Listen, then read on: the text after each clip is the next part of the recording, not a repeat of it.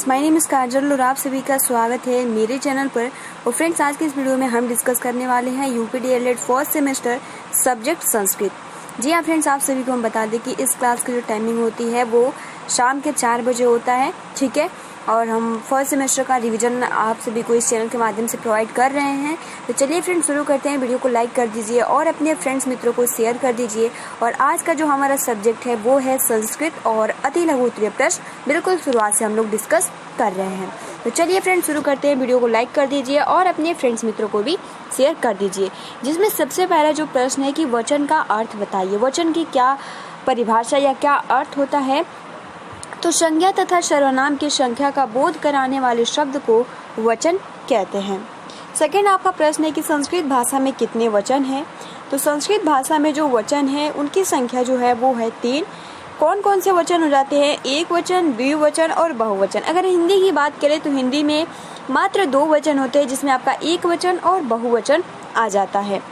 अगला तीसरा जो आपका प्रश्न है कि संस्कृत भाषा में पुरुष कितने होते हैं? तो संस्कृत भाषा में प्रमुख जो पुरुष होते हैं वो 3 होते हैं। सबसे पहला प्रश्न ये पूछ सकता है, अब पुरुष कौन कौन से हैं? जब 3 है तो उनका नाम भी जानना जरूरी है।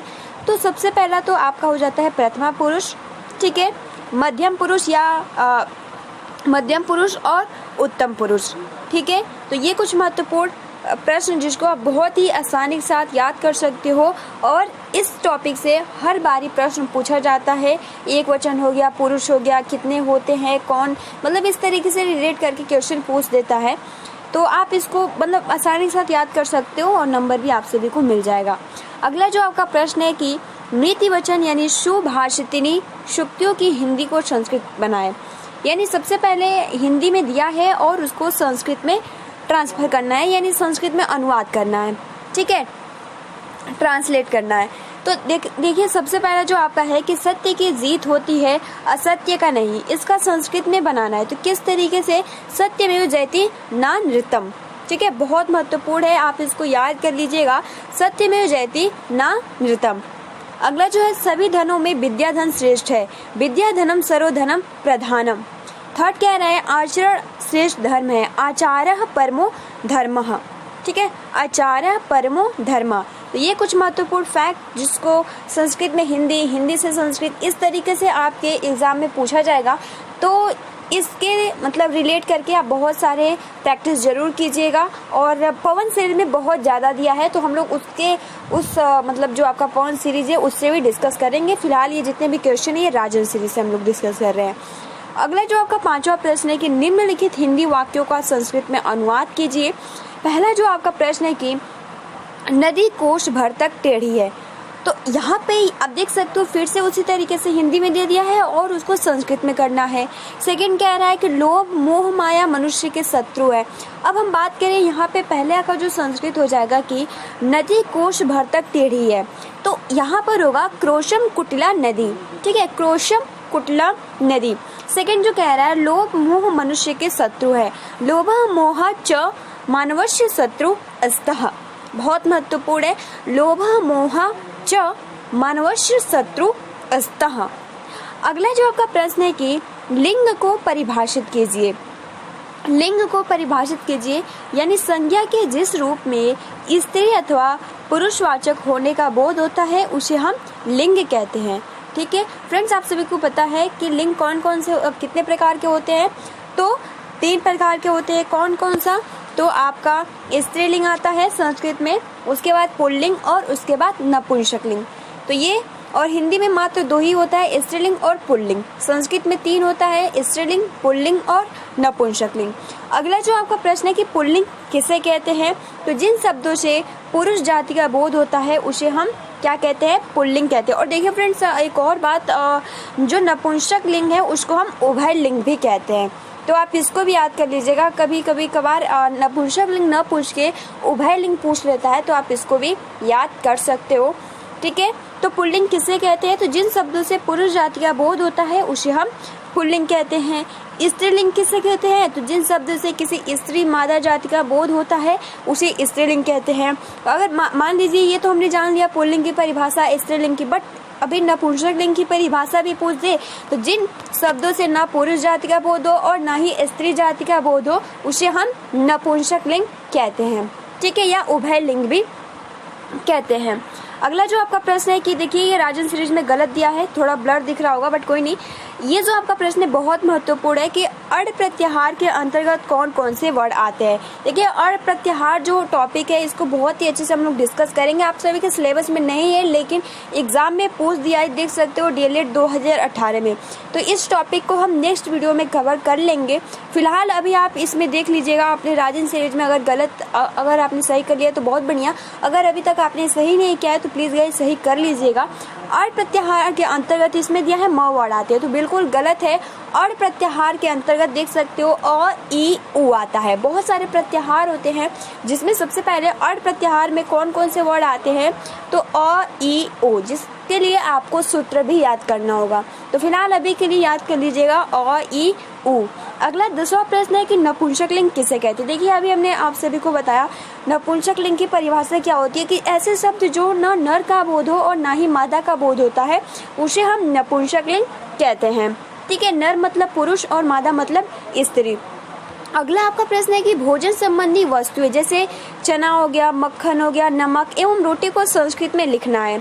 तो चना को संस्कृत में क्या बोलते हैं तो चना को संस्कृत में चड़का, ठीक है, मक्खन को नवनीतम और नमक को लड़ और रोटी को करकटिका बोलते हैं। बहुत महत्वपूर्ण है रोटी। अब जब भी रोटी खाइएगा तो आप करकटिका जरूर बोलिएगा जिससे बहुत ही आसानी साथ याद हो जाएगा। अगर खाने में नमक कम हो तो नमक की जगह पे लवड़ बोलिएगा, ठीक है। अगर आपको मक्खन खाने का ज़्यादा पसंद करता है तो मक्खन की जगह पे जिस तरीके से इंग्लिश में बोलते हो बटर, तो इस तरीके से आप बोल सकते हो मक्खन की जगह पे नवनीतम, ठीक है। चना सुबह सुबह आप खाते हो और खाना भी चाहिए तो चड़का बोल सकते हो।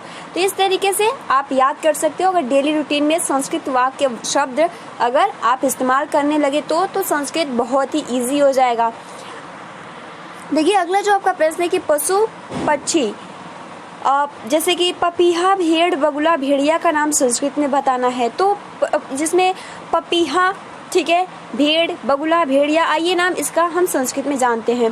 तो देखिए पपीहा को हम चातकह बोलते हैं, ठीक है, भेड़ को हम मेषह बोलते हैं, बगुला को हम ब्लाकह बोलते हैं और भेड़िया को हम ब्रिका बोलते हैं। तो ये भी आप याद कर सकते हो। भेड़ को हम क्या बोलते हैं चातकह और बगुला को हम बोलते हैं मेषह और जैसे कि जो आपका बगुला है उसको हम बालकह बोलते हैं, ठीक है, बलाकह। एंड उसके बाद अगर हम बात करें लास्ट जो आपका भेड़िया है उसको हम क्या बोलते हैं विका। तो इस तरीके से एक देख सकते हो भेड़ और एक है भेड़िया। तो हमने भेड़ का जो देखा था वो क्या था मेषह, और बट जब भेड़िया आ जाए तब वहाँ पे क्या होगा वृका। तो मेषह और वृका, इसको याद कर लीजिएगा। अगला जो आपका प्रश्न है कि किन्हीं 3 शाक भाजी का नाम लिखिए। किन्हीं 3 शाक भाजी का नाम बताना है, संस्कृत का नाम, हिंदी का नाम। तो फ्रेंड्स इसमें आप देख सकते हो जैसे लौकी को हम लोग क्या बोलते हैं संस्कृत में, तो लौकी को हम लोग अलाऊ बोलते हैं, क्लियर। एंड कटहल को हम लोग क्या बोलते हैं तो कटहल को पंशा बोलते हैं। एंड करेला को हम कारवेलम बोलते हैं। तो आई थिंक आप सभी को याद भी होगा, लौकी का याद कर लीजिएगा, लौकी का अलाऊ, ठीक है। अब इसको कैसे याद करें तो जैसे कि मान लीजिए लौकी और आलू, ठीक है, इस तरीके से लौकी और आलू में कौन सा सब्जी बनाएं तो इस तरीके से आप लौकी और आलू, तो इस तरीके से आप याद कर सकते हो। लौकी का जो होता है वो होता है अलाऊ, ठीक है। एंड कटहल का पंशह, ठीक, ये इजी है। करेला का कारवेलम। अगला 14 प्रश्न है कि शरीर के विशिष्ट 5 अंगों के नाम लिखिए। तो देखिए फ्रेंड जो आपका संस्कृत का फर्स्ट चैप्टर है वो वृक्षों का नाम संस्कृत में, फलों का नाम संस्कृत में, ठीक है, बर्तनों का नाम संस्कृत में, कपड़ों का नाम संस्कृत में। तो इस तरीके से इस टॉपिक से हर बारी 5-5 पूछता है कि 5 वृक्षों का नाम संस्कृत में बताइए, 5 सब्जियों का नाम संस्कृत में बताइए। तो इस टॉपिक को बहुत ही अच्छे से क्लियर कर लीजिएगा, है ना। इस तरीके से आप देख सकते हो नाखून को हम संस्कृत में नखा बोलते हैं, दांत को संस्कृत में दशनम बोलते हैं, आँख को संस्कृत में लोचनम बोलते हैं, सिर को संस्कृत में मुंडनम बोलते हैं एंड गर्दन को संस्कृत में ग्रीवा बोलते हैं। अगला जो आपका प्रश्न है कि संज्ञा को परिभाषित कीजिए। संज्ञा की क्या परिभाषा है तो किसी प्राणी, वस्तु, स्थान या भाव का बोध कराने वाले शब्द संज्ञा कहलाते हैं, ठीक है। संज्ञा की परिभाषा जो होती है, किसी प्राणी, वस्तु, स्थान या भाव का बोध कराने वाले शब्द को हम संज्ञा कहते हैं। अगला 16 आपका प्रश्न है कि निम्नलिखित संस्कृत वाक्यों का हिंदी में अनुवाद लिखिए। सा निसग्रेड चंचला शह पादेन खज्जा, यानी पहला आप देख सकते हो संस्कृत में दे दिया है, उसको हिंदी में बताना है। तो फ्रेंड देखिए बहुत ज़्यादा टफ होता है, अगर हिंदी होता है तो हम कहीं ना कहीं उसको बना लेते हैं, बट अगर संस्कृत दे देता है तो बहुत ज़्यादा टफ लगता है, अगर क्योंकि कुछ भी समझ में नहीं आता है, तो इसलिए बहुत ज़्यादा प्रैक्टिस करने से होगा। तो इसलिए पहला का जो आंसर होगा यहाँ पे, अब सा मतलब होता है वह।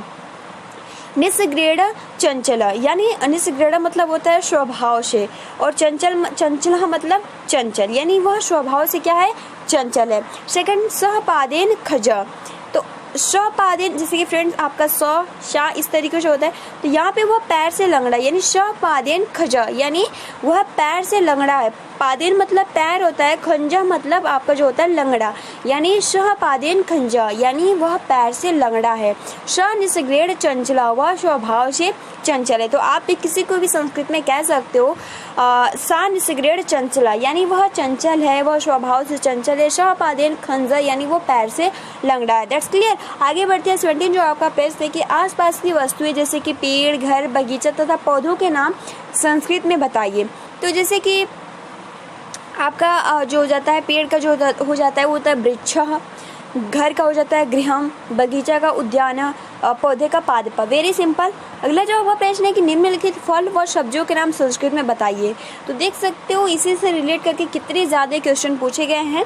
तो संस्कृत बहुत ज़्यादा टफ नहीं है, आप बहुत ही आसानी के साथ क्लियर कर लेंगे। बस आप सभी को अपने आप पे भरोसा रखना, पेपर आप सभी का अच्छा जाएगा। ठीक है, अगर आपने बेहतरीन तरीके से तैयारी की है और अगर आप डर जाते हो और बहुत ज़्यादा प्रेशर होता है, तो इससे आपका पेपर सही नहीं जाता है। जो आपको क्वेश्चन आता है वो भी उस टाइम भूल जाता है। ठीक है, तो इसलिए कभी भी प्रेशर ना लीजिए और आप खुद से एक बार सोच के कहिए कि हमारा जो पेपर है वो अच्छा ज़रूर जाएगा। ठीक है, क्योंकि अपने आप पे भी कॉन्फिडेंस होना चाहिए। ठीक, इस तरीके से आपका पेपर अच्छा जाएगा। तो संस्कृत में बहुत ज़्यादा मतलब अगर आप अच्छे से 2 से 3 दिन मतलब पेपर के अच्छे मतलब पहले से तो पढ़ते ही आ रहे हो, 2 से 3 दिन अगर अच्छे से आपने प्रैक्टिस कर लिया, रिवीजन कर लिया सब पूरा, तो आप सभी का पेपर अच्छा जाएगा। तो देखिए फ्रेंड्स 19 जो आपका प्रश्न है कि पशु पक्षियों जैसे कौवा, भौरा, पक्षी तथा कोयल के संस्कृत में नाम बताना है। तो आप सभी को पता है कौवा को हम काकह बोलते हैं, भौरा को हम भ्रमरह बोलते हैं। ठीक है, पक्षी को हम खगह बोलते हैं एंड कोयल को हम पिकह बोलते हैं। तो ये इजी है, याद हो जाएगा। अगला जो आपका प्रश्न है कि आसपास की वस्तुएं फूल, चौराहा, अनार, नींबू, गेंद को संस्कृत में लिखिए। तो संस्कृत का नाम क्रमशः जैसे कि आपका फूल का पुष्पम, चौराहा का चतुष्पथ एंड उसके बाद देखिए अनार का दरड़म, नींबू का जो हो जाता है नींबूकम एंड गेंद का कंदुका। अगला 21 प्रश्न है कि वाच शब्द संस्कृत में पुल्लिंग है या स्त्रीलिंग। तो वाच शब्द जो है वो स्त्रीलिंग है। अगला आपको प्रश्न है कि संज्ञा एवं सर्वनाम में उदाहरण सहित अंतर लिखिए। तो संज्ञा क्या है, संज्ञा मोहन, सोहन, इस तरीके से मोहन, सोहन जो नाम होते हैं वो क्या होते हैं, संज्ञा होते हैं। ठीक है, कोई स्थान होता है वो संज्ञा होता है। सर्वनाम जैसे हम मथुरा गए तो यहाँ हम यानी सभी आ जाती है, यानी नाम की जगह पे हम, तुम, वे सभी बोलते हैं, तो वो क्या होता है, सर्वनाम होता है। 23 प्रश्न होता है कि पितृसखी इदम ककुभ अप अदश शब्दों में संज्ञा व सर्वनाम को अलग अलग छाट कर लिखिए। तो पितृ मतलब पितृसखी यानी पिता और सखी, तो क्या है, यह संज्ञा है। सर्वनाम इदम ककुभ अप अदश, तो ये सभी क्या होते हैं, सर्वनाम हो जाते हैं। अगला जो क्योंकि वो नाम है हम लोग बोलते हैं पिता, सखी, लेकिन ये जो आपका होता है ये सर्वनाम होता है। 24 प्रश्न है कि निम्नलिखित नीतिपरक हिंदी वाक्यों का संस्कृत में अनुवाद कीजिए। जैसे कि सज्जन पुरुषों की बात को मानना चाहिए, कर्तव्यम ही सताम वचः। ठीक है, ये तो आई थिंक आप सभी को संस्कृत में याद भी होगा कि सज्जन पुरुषों की बात को मानना चाहिए। तो इसका जो संस्कृत होता है कर्तव्यम ही सताम वचः। अगला विद्या धर्म से ही शोभा देती है, तो विद्या धर्म शोभिता, इजी है। अगला जो आपका प्रश्न है कि हम सब पाठ पढ़ेंगे, वाक्य को संस्कृत में अनुवाद कीजिए। वयम पाठम पठिष्यामः। संज्ञा के अगला जो आपका प्रश्न है संज्ञा के भेद है, तो संज्ञा के 5 भेद है। 27 प्रश्न है कि संस्कृत में 4 पशुओं के नाम लिखिए। तो 4 पशुओं अजा, कुकुर, गौ, सिंह, अश्व, क्योंकि संस्कृत में ही पूछा है तो 4 पूछा है, बट यहाँ 5 हो गया, बट कोई नहीं, इजी है, सिंपल है। आप सभी को अजा, कुकर, गौ, सिंह, अश्व।